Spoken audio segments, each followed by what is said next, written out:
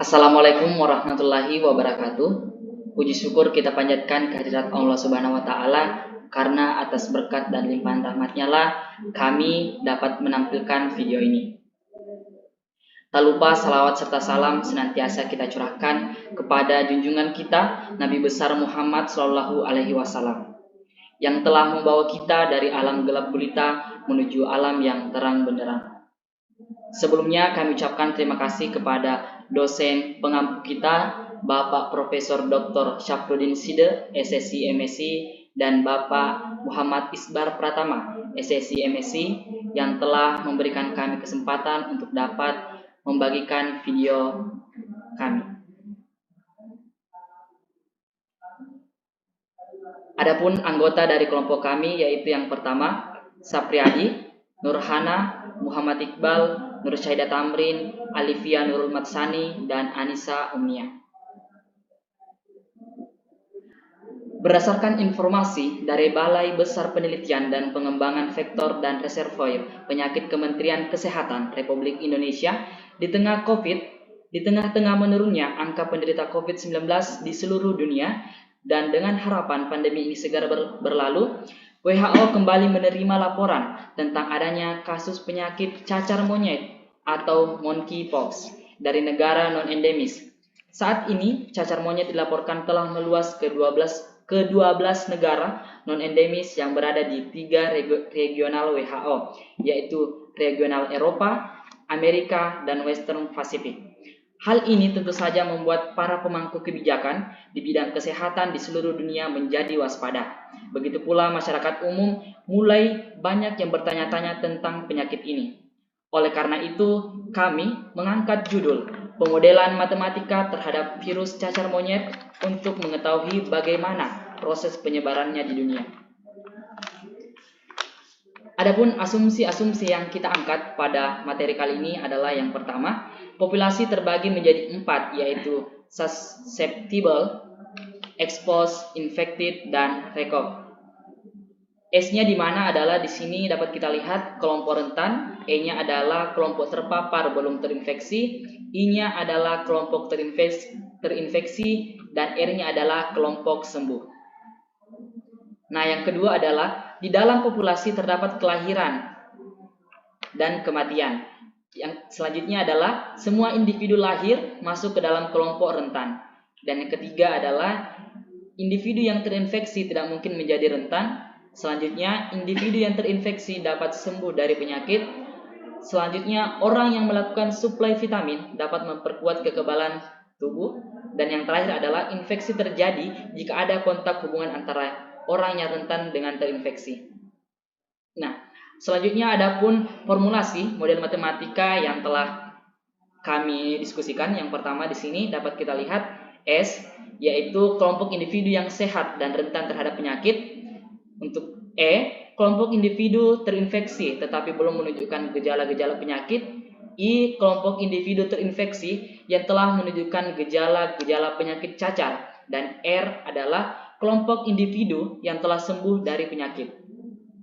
Nah, selanjutnya di bagian ini saya serahkan kepada saudara Sapriadi. Kepadanya saya persilakan.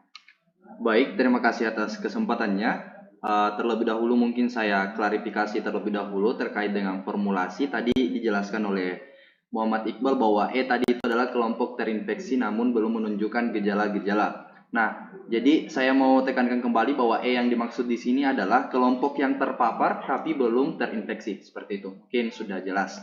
Selanjutnya kita masuk di bagian diagram dari formulasi pemodelan matematika set. Jadi tadi sudah dijelaskan apa itu SEIR, kemudian apa itu S, apa itu E, apa itu I, apa itu R.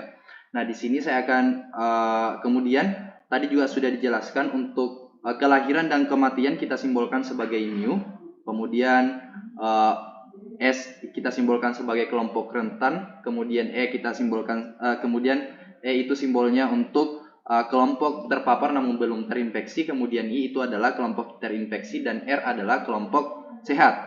Nah, dari diagram tersebut mula-mulanya dari kelahiran atau mu ini masuk ke kelompok rentan, kemudian ada 3 formulasi di sini di mana pada kelompok rentan ini bisa menyebabkan kematian atau kita simbolkan dengan mu. Kemudian selanjutnya itu alfa I per N yang merupakan laju penularan atau infeksi karena adanya kontak antara individu rentan dengan individu yang terinfeksi. Kemudian selanjutnya ada laju atau proporsi banyaknya individu yang diberikan suplai vitamin. Mohon maaf di sini tertulis vaksinasi, akan tetapi harusnya adalah suplai vitamin.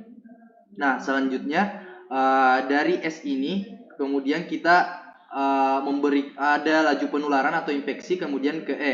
Nah, di E ini atau kelompok yang terpapar namun belum terinfeksi di sini ada dua formulasi. Yang pertama menyebabkan kematian atau kita simbolkan sebagai mu, dan beta yang merupakan simbol dari laju individu yang terinfeksi. Nah, selanjutnya beralih ke I atau kelompok yang terinfeksi. Nah, dari kelompok yang terinfeksi di sini ada dua formulasi yang diperoleh. Yang pertama adalah menyebabkan kematian, kemudian ada laju kesembuhan.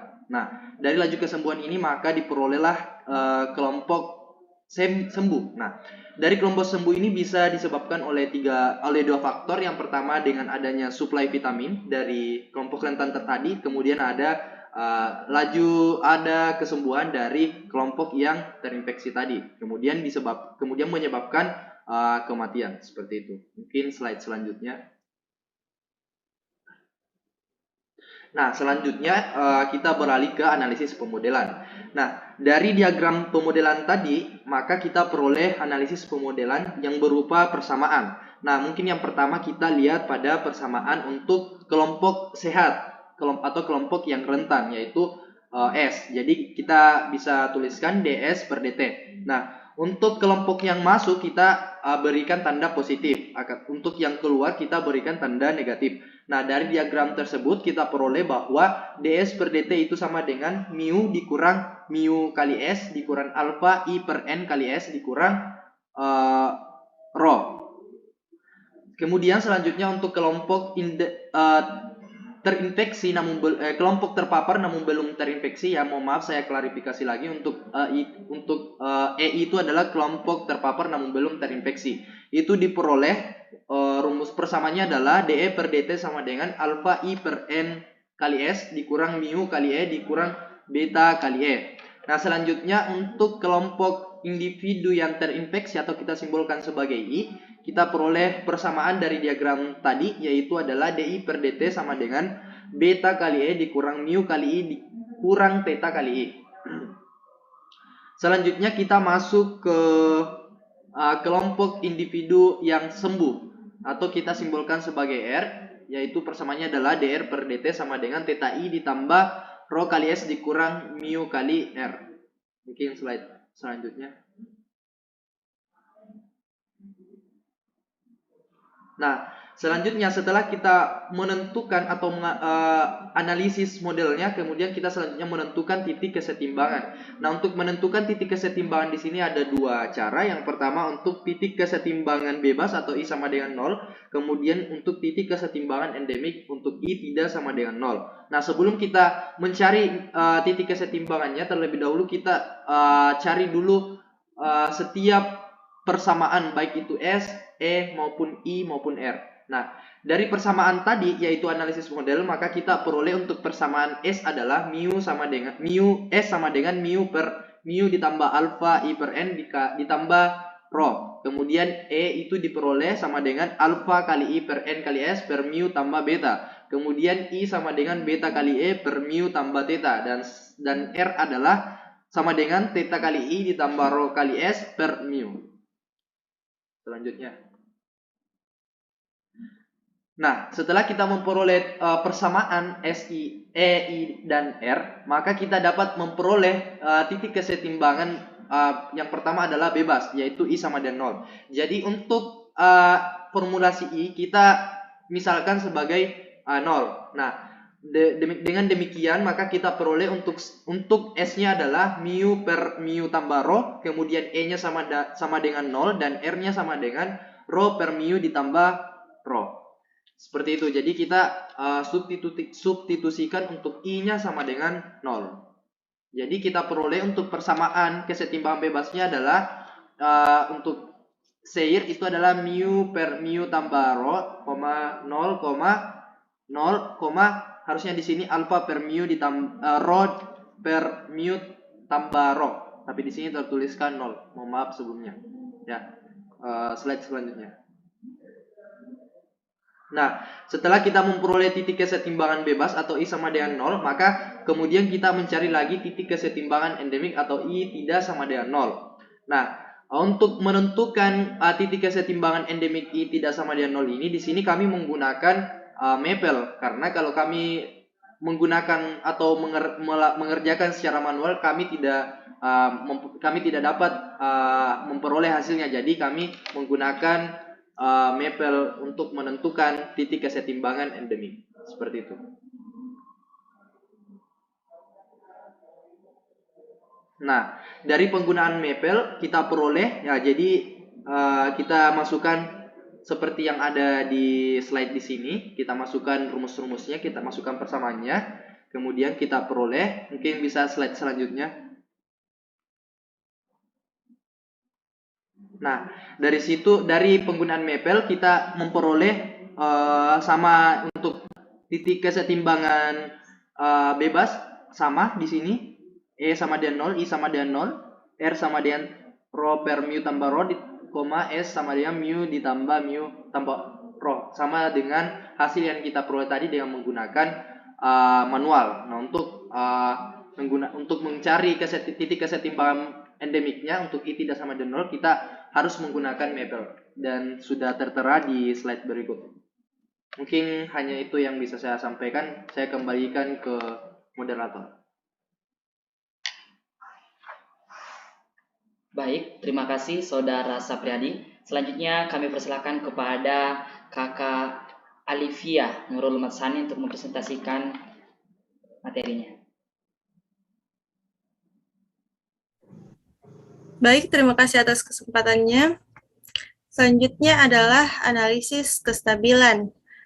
Nah, karena sebelumnya kita telah memperoleh nilai dari titik kesetimbangan, jadi pada analisis kestabilan ini, kita akan menentukan matriks Jacobian, persamaan karakteristik, dan mencari nilai eigen.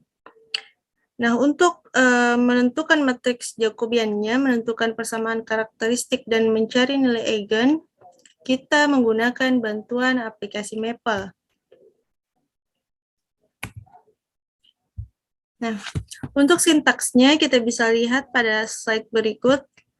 Dengan pertama-tama kita masukkan rumus yang telah dijelaskan sebelumnya. Nah, pada slide ini kita telah memperoleh matriks Jacobiannya. Nah, untuk selanjutnya bisa dilihat pada slide kita telah memperoleh nilai eigennya. Saya kira cukup dari saya kembalikan ke moderator.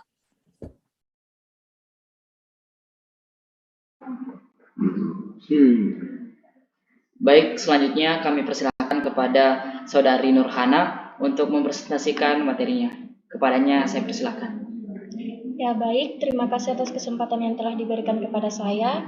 Di sini saya akan menjelaskan mengenai bilangan reproduksi dasar.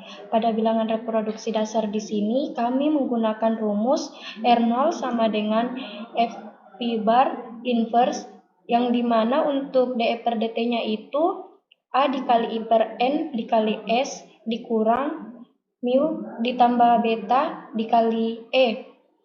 Untuk nilai DI per DT-nya yaitu beta dikali E dikurang mu ditambah theta dikali I. Maka di sini kami memperoleh untuk nilai F-nya yaitu matriks A dikali I per N dikali S beta dikali E. Untuk V-nya yaitu matriks mu ditambah beta dikali E mu ditambah theta dikali I. Untuk V inverse-nya yaitu matriks 0 A dikali S per N beta 0 dikali matriks 1 per mu ditambah beta 0, 0, 1 per mu ditambah theta. Untuk nilai R0-nya yaitu matriks 0 alfa dikali S per N dikali 1 per mu ditambah beta. Beta per mu ditambah beta 0. R0-nya 0 matriks 0 alfa dikali S per N dikali mu. Beta per mu ditambah beta dikali 0. Dan untuk nilai R0-nya itu sendiri, di sini kami menggunakan Maple karena nilai R0 tersebut kami mendapatkan eigenvalues-nya itu 2. Dan di sini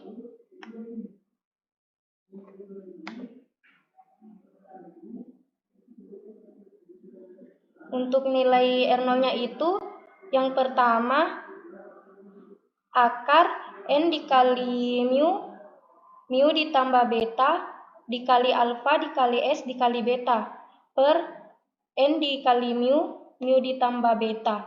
Dan untuk nilai R0-nya yang kedua yaitu minus akar N dikali mu ditambah beta dikali alfa dikali S dikali beta per N dikali mu ditambah beta. Dan di sini kami mengambil nilai yang terbesar yaitu akar N dikali mu ditambah beta dikali alfa dikali S dikali beta per N dikali mu ditambah beta. Mungkin itu yang sempat saya sampaikan, saya kembalikan ke moderator. Baik, selanjutnya kami persilahkan kepada Saudari Anissa Umnia untuk menyampaikan materinya. Kepadanya saya persilahkan. Baik, terima kasih atas kesempatannya. Saya akan menjelaskan simulasi R0 sangat kecil sama dengan 1 dengan menggunakan Maple. Kita memasukkan sintaks yang ditampilkan pada slide dengan memasukkan nilai mu sama dengan 0,2, alfa 0,12, sigma 0,5, beta 0,02, theta 0,03, n sama dengan 1. Selanjutnya, next. Nah, berikut adalah grafik berwarna biru, yaitu grafik yang menunjukkan kelas S, yaitu susceptible, merupakan kelompok individu yang sehat dan rentan terhadap penyakit. Selanjutnya, next. Grafik berwarna kuning ini adalah grafik yang menunjuk exposed atau kelas E, yaitu kelompok individu terinfeksi, tetapi belum menunjukkan gejala-gejala penyakit. Selanjutnya, next. Grafik berwarna merah ini adalah grafik untuk kelas I atau infected, yaitu kelompok individu terinfeksi yang telah menunjukkan gejala-gejala penyakit cacar. Selanjutnya, next. Grafik berwarna hijau ini adalah grafik untuk kelas R atau recovered, yaitu kelas kelompok individu yang telah sembuh dari penyakit. Selanjutnya. Nah, ini adalah hasil dari penggabungan grafik.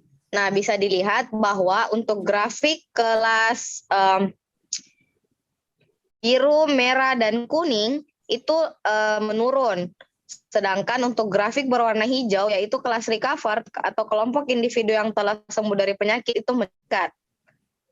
Bahan dari saya kembalikan kepada moderator.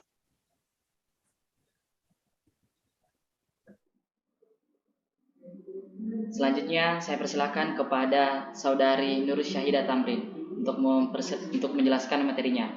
Kepadanya saya persilakan.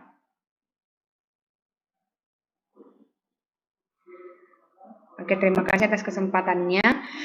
Saya akan menjelaskan tentang R0 lebih dari 1.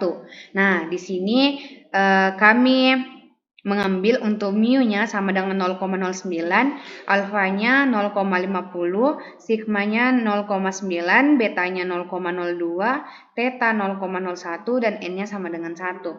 Nah, kami mendapatkan untuk S, kami mendapatkan 0,09 dikurang 0,99 S dikurang 0,50 IS. Selanjutnya untuk E, kami menemukan 0,50 IS dikurang 0,11 E.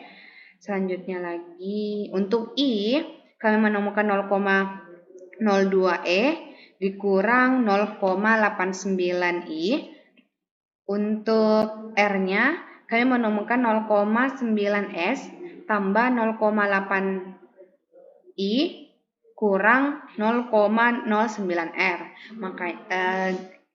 Maka dari itu kami menemukan titik kesetimbangan yang dimana E sama dengan 0, I sama dengan 0, R sama dengan 10/11, S sama dengan 1/11.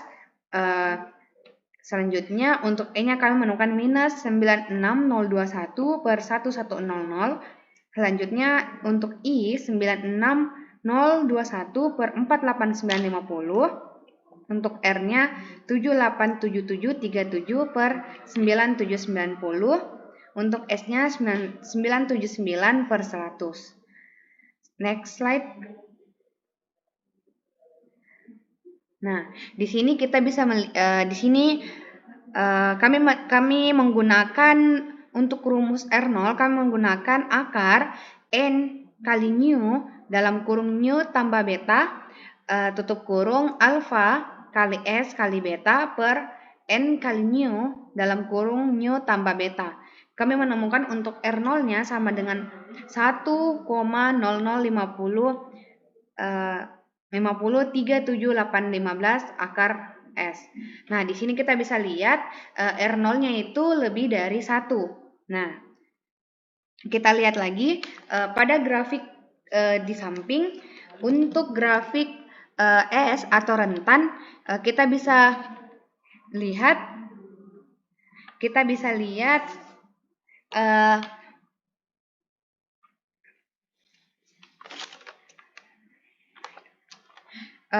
untuk hari pertama sampai hari ke-10 itu penurunannya drastis.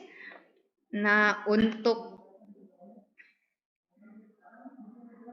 hari penurunan drastis dari 0,9 menjadi 0,1. Terus mengalami kestabilan dari hari ke-10 hingga hari ke-60. Selanjutnya untuk grafik berwarna kuning atau grafik E terpapar tapi belum terinfeksi, kita bisa lihat di sini mengalami penurunan pada hari 0 sampai hari ke-40. Nah, mengalami penurunan dari 0,08 menjadi 0, terus menjadi stabil kembali dari hari 40 hingga hari 60. Selanjutnya,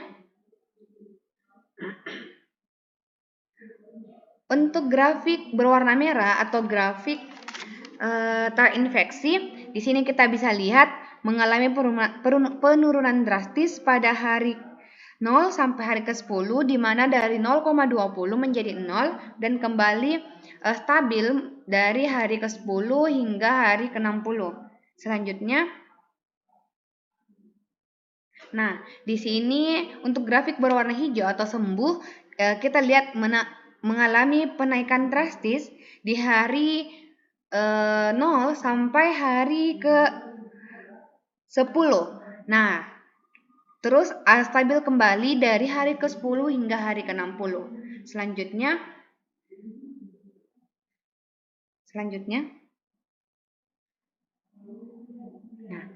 Nah, inilah grafik dari SEIR yang kita bisa lihat pada layar. Mungkin itu yang bisa saya sampaikan. Saya kembalikan ke moderator.